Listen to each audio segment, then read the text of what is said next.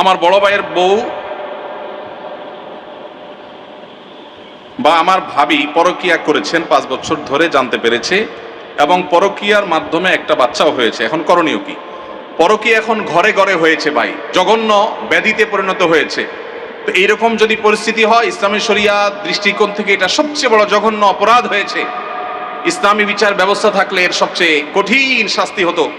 যেহেতু বিচারিকভাবে, আইনগতভাবে সেটা কার্যকর করবার সুযোগ নেই, যেহেতু ইসলামী বিচার ব্যবস্থা নেই, এজন্য এটার বিচারের ভার কোনো এলাকার কোনো মোড়ল মাতবর কেউ নিজের হাতে নেওয়ার অধিকার কারোর নাই, সুযোগ নাই, খবরদার।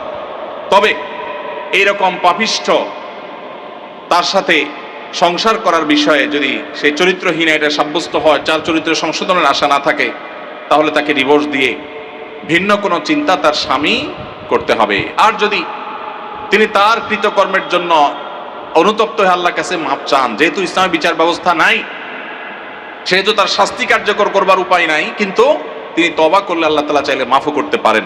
এটা একান্ত তাদের বিষয়, আল্লাহর বিষয়।